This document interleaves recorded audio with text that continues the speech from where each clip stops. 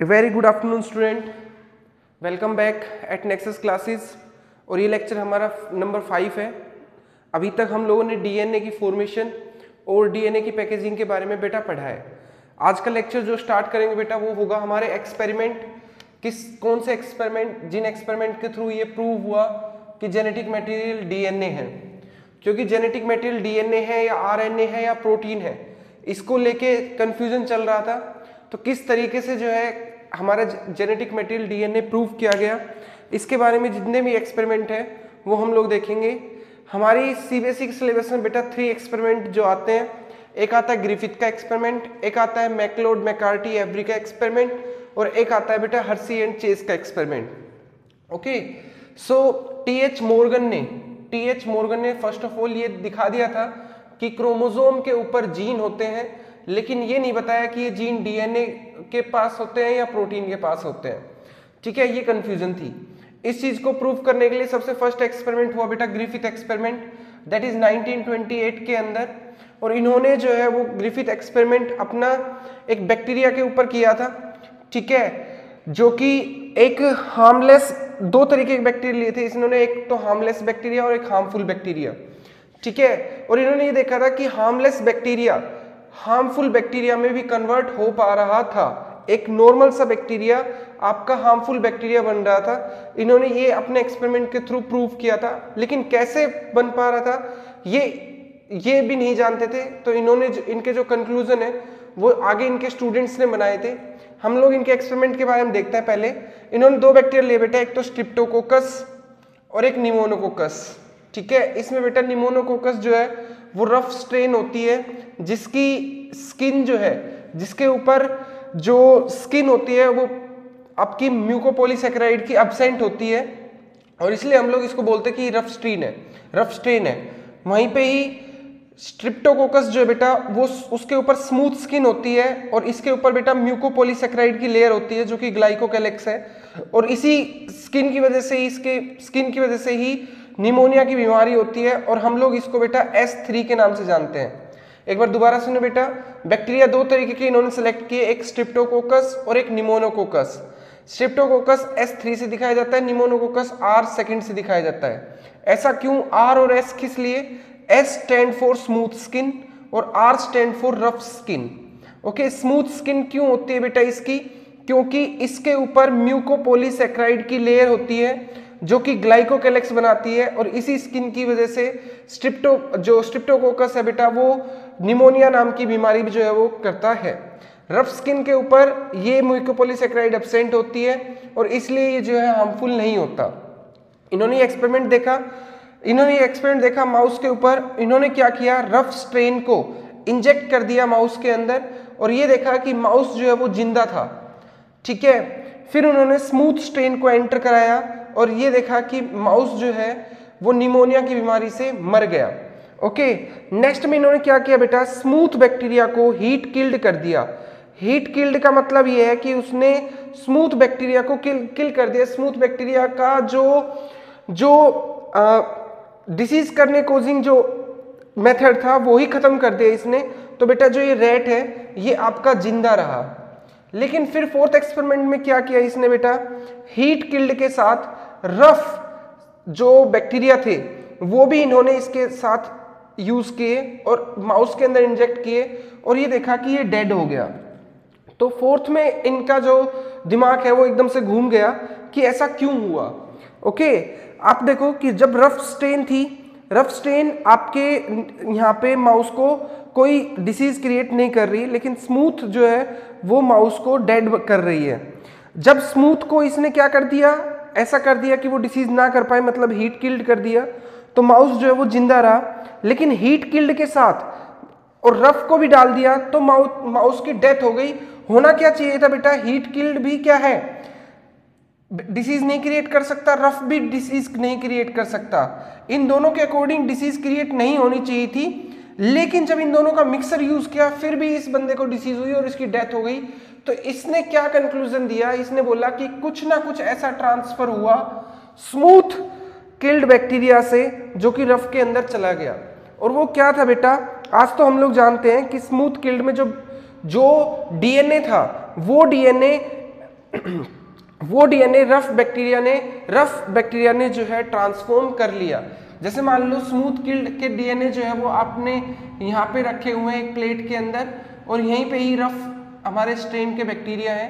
तो ये स्मूथ का जो डीएनए है बेटा, और वो इन रफ बैक्टीरिया के अंदर चला गया, जिसकी वजह से क्या हुआ, रफ ने भी अपनी स्किन के ऊपर म्यूकोपॉलीसैकेराइड की लेयर बनाई, और म्यूकोपॉलीसैकेराइड की लेयर बनाने की वजह से क्या हुआ, वो डिसीज क्रिएट करने में सक्षम रहे, और जिसकी वजह से ये जो माउस है इसकी क्या हो गई बेटा, डेथ हो गई।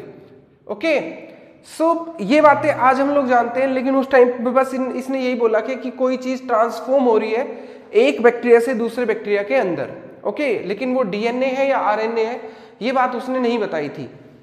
डन है, यहां तक डन है, ग्रिफिथ एक्सपेरिमेंट तक डन है। चलिए, अब ये बात उसने नहीं बताई, इस चीज को प्रूव किया बेटा किसके, ग्रिफिथ के स्टूडेंट थे एवरी, मैक्लियोड एंड मैकार्टी ने।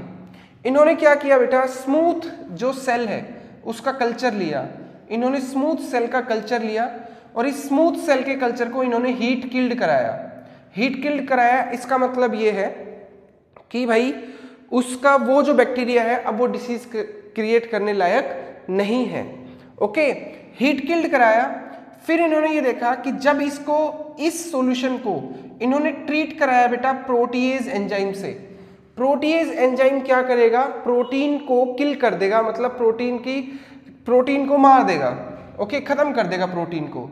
अगर ये जो हीट किल्ड स्मूथ बैक्टीरिया है, अगर ये हीट किल्ड स्मूथ बैक्टीरिया है और इसका प्रोटीन, बेसिकली इसका प्रोटीन अगर रफ स्ट्रेन के अंदर गया होता तो बेटा ये प्रोटीएज एंजाइम इस प्रोटीन को खत्म कर देता, और हमें जो है ये देखने को मिलता कि हमारा नेक्स्ट टाइम पे जब ये एक्सपेरिमेंट कर रहे थे तो ये माउस जो है वो जिंदा रहना चाहिए था।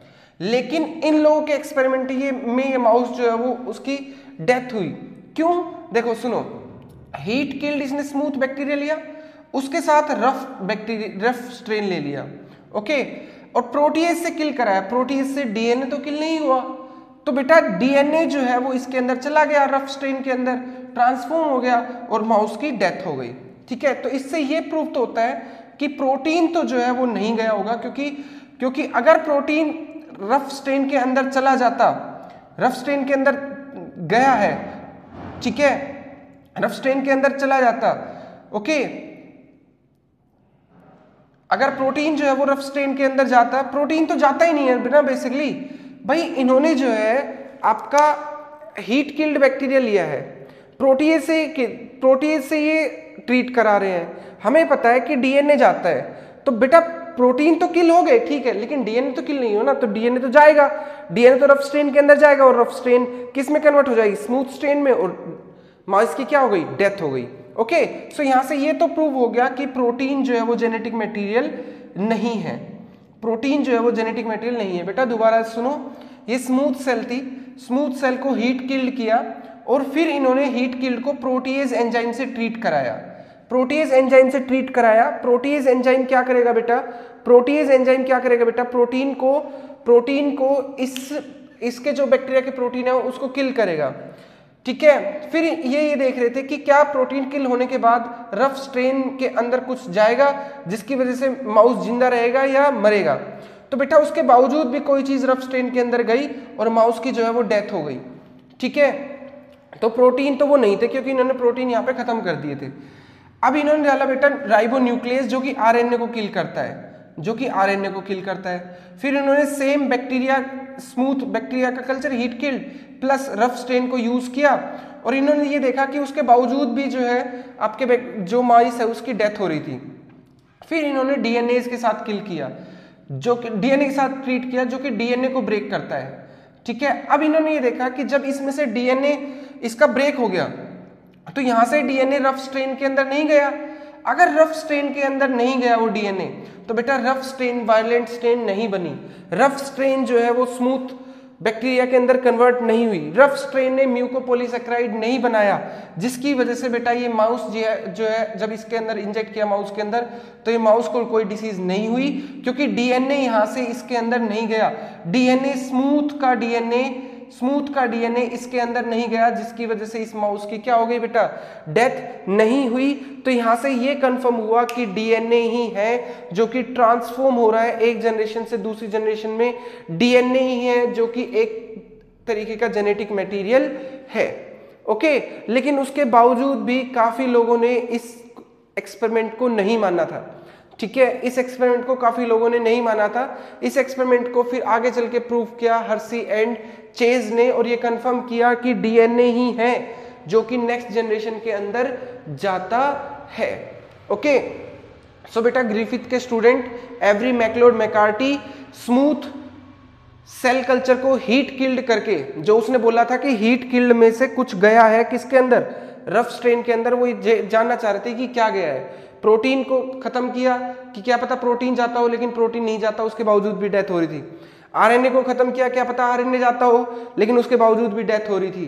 ठीक है ना, आरएनए भी नहीं गया। डीएनए को ट्रीट किया, डीएनए को खत्म किया, तो फिर जो है रफ स्ट्रेन के अंदर डाला तो देखा कि माउस जो है वो जिंदा रहा, तो इसका मतलब डीएनए है जो कि नेक्स्ट उसके अंदर रफ स्ट्रेन के अंदर जा रहा था। ओके, अब बात करते हैं किसकी, हर्सी एंड चेज की। हर्सी एंड चेज एक्सपेरिमेंट की, जिन्होंने एक्सपेरिमेंट किया था T2 फेज बैक्टीरिया के ऊपर, और इन्होंने जो है T2 फेज बैक्टीरिया फेज के ऊपर, जो कि एक ऐसा बैक्टीरिया होता है बेटा जिसके पास वायरस से लड़ने की क्षमता होती है।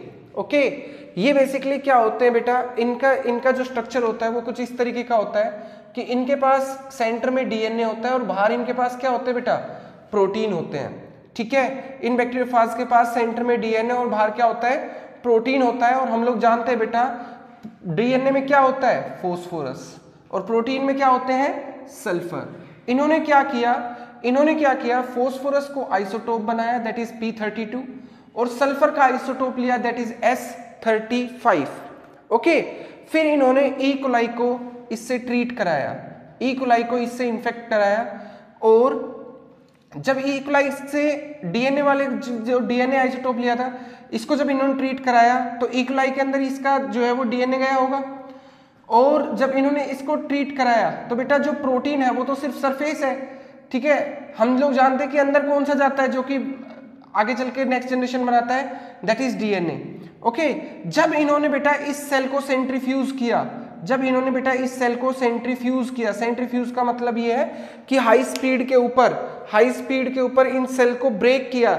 जैसे हम लोग ये देखते हैं ना, जो कर्ड होता है उससे जो लस्सी बनती है वो किस तरीके से बनती है बेटा, हाई स्पीड पे उसको घुमाया जाता है। ठीक है, इसी तरीके से जब इसको सेंट्रीफ्यूज किया तो उसके पोर्शन अलग अलग हो जाते हैं, मक्खन अलग हो जाता है, लस्सी अलग हो जाती है। इसी तरीके से इसको जब हम लोग ट्रीट करेंगे तो बेटा जो सेल के कंपोनेंट है वो हमें मिलेंगे। और यहाँ पे सेल के कंपोनेंट में हमें ये देखा कि जो बैक्टीरियोफेज था, जो आपका T2 फेज बैक्टीरियोफेज था, वो उसके अंदर फॉस्फोरस P32 मिला, लेकिन इस केस में हमें सल्फर 35 नहीं मिला।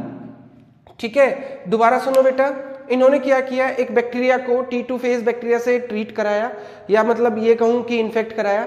T2 फेज बैक्टीरिया में दो चीजें होती है, डीएनए फॉस्फोरस का होता है, प्रोटीन के अंदर सल्फर होता है, और ये हम लोग जानते हैं कि हमने डीएनए का स्ट्रक्चर पढ़ा है, उसके अंदर फॉस्फोरस होता है, और प्रोटीन में बेटा सल्फर होता है क्योंकि अमीनो एसिड के पास सल्फर होते हैं। ठीक है, अब इन्होंने फॉस्फोरस को तो P32 आइसोटोप बना दिया, और सल्फर जो प्रोटीन के पास होता है उसको आइसोटोप 35 लिया। ओके, फिर इन्होंने बैक्टीरिया को इन्फेक्ट कराया, ये बैक्टीरिया फेज है जो कि इन्फेक्ट करेगा।